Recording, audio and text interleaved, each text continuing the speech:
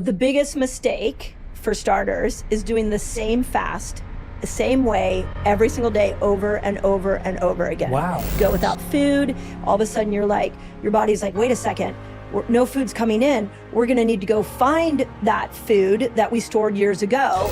So they needed to skip breakfast and start their eating window somewhere around 12, 1 o'clock so that they could finish that eating window at 7, 8 o'clock. Do you try to do exercise to lose weight, but you end up feeling very weak or not seeing results? It can be frustrating to make a sacrifice and not get the expected result, right? Dr. Mindy Pelz, a jejum specialist, devises an exclusive strategy to avoid this intense foam and transform jejum into an effective weight loss tool. As indicated, you will learn to adjust your weight in simple ways, avoiding that feeling of weakness and increasing the burning of fat. Não é só jejuar com uma certa estratégia. Before starting, just give a confirmation if you have already registered on the channel. Here, you will receive practical and exclusive advice from specialists like Dr. Mindy Pelz to transform your life and other health strategies in real allies for your best being. Be assured, you guarantee that you will not lose any valuable information to improve your results and achieve your objectives. What is the worst mistake someone can make while fasting that will make them gain weight? Ooh, this was the biggest question? Yes. Okay, this is really great because there's not a one sentence answer. So the biggest mistake, for starters, is doing the same fast, the same way, every single day, over and over and over again. Wow. We were meant to vary, men and women were meant to vary our fasts. And here's the way you look at it, is that the human body will adapt to what we call a hormetic stress, a little tiny stressor that puts it into a forced adaptation. So you go without food, all of a sudden your body's like, wait a second, no food's coming in. We're gonna need to go find that food that we stored years ago. And so it will go to the fat storage and burn that fat. If you do that same style of fasting, maybe it's one meal a day, over and over and over again, the body gets really smart. And it's like, wait, no food's coming in. I only get a little bit of food every single day. I'm gonna slow my metabolism down. So the biggest mistake that people make is that they've got to vary their fast, vary the length. You don't fast every day. It's what we call feast famine cycling, and it's how the human body was designed to be. I was not expecting that answer. Excellent. Because I feel like everything we're ever told is like, here's the hours, here's what it is, do it 5 days in a row. Maybe you can take a couple of days off a week or a month or whatever it may be.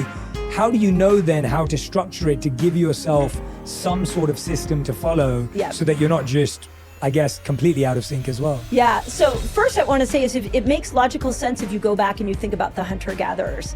Like, they came out of the cave and sometimes they had a meal left over from a kill they made the night before. Sometimes they had a lot of food and then sometimes they had no food. So our body is used to that feast-famine cycling because that's how we were primally designed. So I want to point that out. Second thing, the way that I see this is that every day you have a fasting window and you have an eating window. And your eating window, you get to vary. And it should vary for most people based off your lifestyle. So let's use the example of the soccer mom, because that was sort of a big part of my practice, was all these, I call them the mama bears. And what we found is that the most important meal for them was dinner with the family.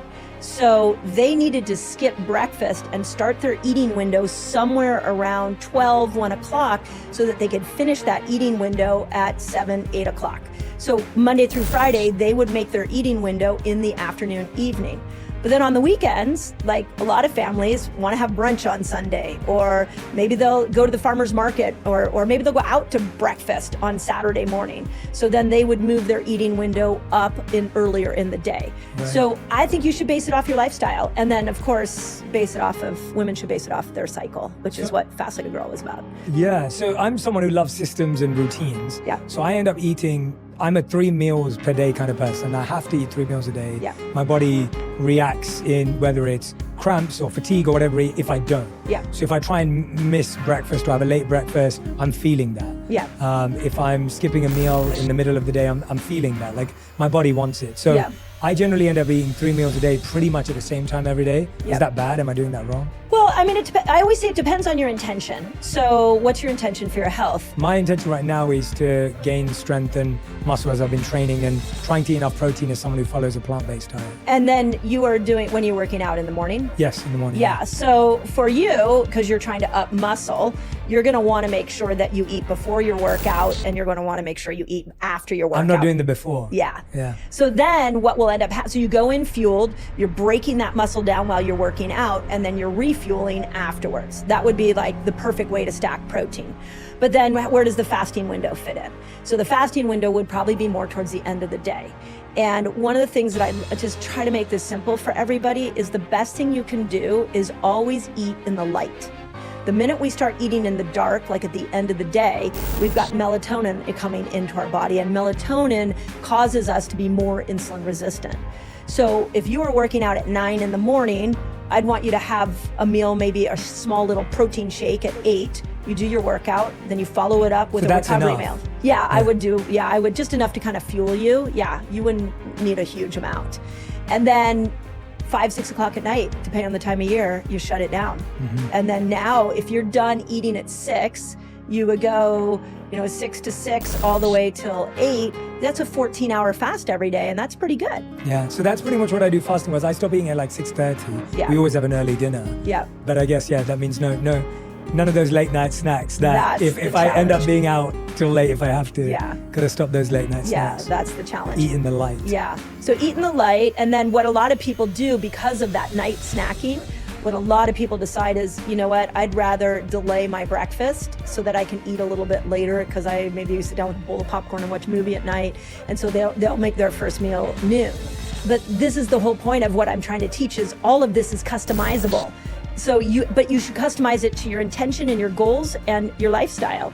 And if you can do it that way, it's a health habit that becomes effortless over time, as opposed to what we typically do, which is I'm going to get healthy, I'm going to get fit, I'll just discipline myself into this new body I want, right? And then after a while, we lose the discipline and we boomerang back into our old habits. Yeah. Well, you've already given me something. I'm going to start having that bite to eat before my workouts now. I think that will make a huge difference for me, for sure. No, I love that. The second thing that everyone asked about, which is the big one, which is what is the fastest, most effective way for people to lose their belly fat? Everybody wants to know about belly fat. Everyone's obsessed with belly fat. Everybody is obsessed with belly fat. Okay, I want to start with this understanding. What causes your body to gain weight? And that's a better question to ask yourself than how do I get this weight off? Because you need to know the mechanism. Here's what the body does is whenever there is excess glucose, excess hormones, excess toxins, the body is so well designed that it knows I can't put all this excess around your heart and lungs. I probably shouldn't put this around your liver. I'm not going to go over here and put it around your spleen. I'm going to store it somewhere that will keep you alive. So it stores it first around your belly. No way. So this is the thing that I'm like trying to free women from is then you look in the mirror and you're like, wait a second, I hate that belly fat. And you shame yourself, you guilt your way into the next diet when your body, if it could talk to you, was like, okay, listen, you just had a lot of extra stuff you've been giving me and I didn't know where to put it. So I started in your belly, then I put it in your booty, then I put it around your face and the back of your arms. And for women, sometimes it goes in the chest, and I'm putting it there to save your life. So I think the first step to losing menopausal belly fat is getting in alignment with the body. That's a great answer. And thank the body for what it's doing because it's trying to save you. Great answer, yeah. So now we at that understanding, we go, okay, well, belly in general, we know cortisol. So we are a cortisol saturated world right now. And so we got to do something to help with cortisol. Well, there are things to help with cortisol other than, becoming a monk. There are other things you can do other than sitting somewhere and just meditating, like easy things. A stressful event hits you, the worst thing you can do is sit. Get up and move. Cortisol was meant to make you move. It's that hormone that gives you get up and go because you're running from a tiger. So if you're sitting at your desk, boss walks in, is like, hey, I need this by the end of the day. And you're like, there's no way I can get it. And you're all upset. The worst thing you can do is stay seated. Go move your body. So constantly walking will help bring that cortisol down. Getting out in nature more, bringing cortisol down. Hanging out with positive people so that you're not in an environment where negative people are throwing cortisol bombs at you all day long, where your thinking starts to become one that's intrinsic, that you're starting to like think everything is a threat and you're not safe and cortisol is high. That all relates to belly fat. This is why I'm like going into the detail on this, because people want the quick fix. But with the belly fat, the first thing I want people to ask themselves is, what is the stress level of my life? And how can I bring that stress level down? And how can I start to work with cortisol? Walking being the biggest one, hanging out in nature, and then getting your body in the right environments. Then you can look at toxins. So we started this conversation before we recorded about toxicity. We live in the most toxic time in human history. Women are putting over 200 toxic carcinogenic chemicals on their skin every single day.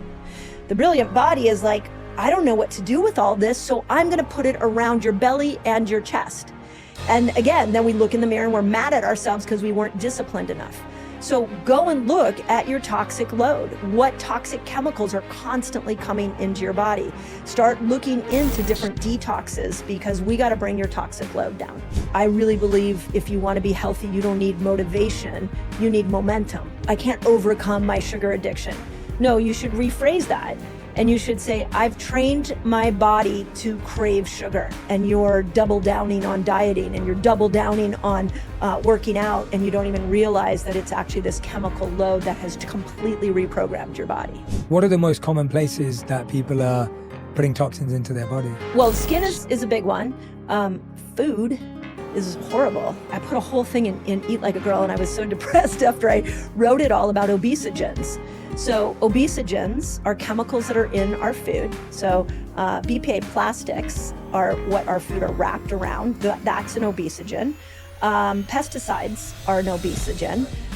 There's a long list in the book, like artificial colorings and flavorings, BHT, BHA, all of these synthetic ingredients. What they do, and this is the part that I'm like want to scream from the rooftops, is what they do is they literally, those chemicals go into stem cells and they reprogram those stem cells to actually make fat cells. And one of the places we're seeing this is in the UK right now, because kids have lots of stem cells. And as we get older, we have less. And so what we're seeing is that the stem cells that were supposed to make bone are now making fat. And so kids are their height is smaller and shorter than ever before, and they're bigger and bigger than ever before. So these chemicals are totally changing our fat distribution, and the belly fat is one of them. So what you put on your body and what you're putting in your mouth, start there. Yeah, it's so terrifying. It's terrifying. It's terrifying because it feels like everything you turn over these days, every pack is labeled with a million different things. Yeah. And if you're not conscious and aware and Yeah. checking, pretty much everything you pick up is going to have one of those things in it. That's right. Yeah. And the best thing you can do is eat food without a label. Like go to your farmer's market, get, healthy fruits and vegetables. If you eat meat, know who your butcher is and like know where that meat came from. Make sure it wasn't packed with chemicals. Like I think we used to think it was like woo-woo and people who ate organic were hippies. And I would say at this particular moment in history, you should know an ingredient label. You should know those chemicals that are going into your food, because they are reprogramming your body. And one of the things they're reprogramming are stem cells to make these fat cells. And you're double downing on dieting, and you're double downing on working out, and you don't even realize that it's actually this chemical load that has completely reprogrammed your body. And so they're conscious of it. Oh yeah. Oh well, so the chemicals are there for two reasons in food. One is shelf life.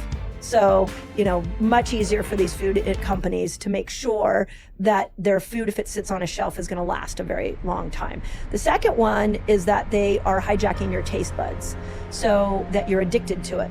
Let me give you an example. Years ago in the LA Times, this was like 15 years ago, this 3-page spread comes out in the LA Times, like huge, about what it was Lay's specifically, potato chips, what they were doing, what the company was looking at was what kind of chemicals can we spray on the potato chip so that it hits all the dopamine receptor sites in the brain. But we gotta keep that chip light enough that when it hits the stomach, it doesn't trigger a reaction in the brain to kill hunger. So it needs to be light, it has to be salty, it has to have a little bit of sweetness in it so it can hit those dopamine sites, but we can't let the person fill up on it. So think about that. How many people open a bag of potato chips and... So, what do you say? Can jejum really be the secret for a safer and more effective weight loss? Leave your opinion here in the comments. I want to know how you see this strategy. If you heard the words, leave a like and click on the channel. Asim, be aware of all the news and do not lose any exclusive guidance to improve your health and achieve your goals.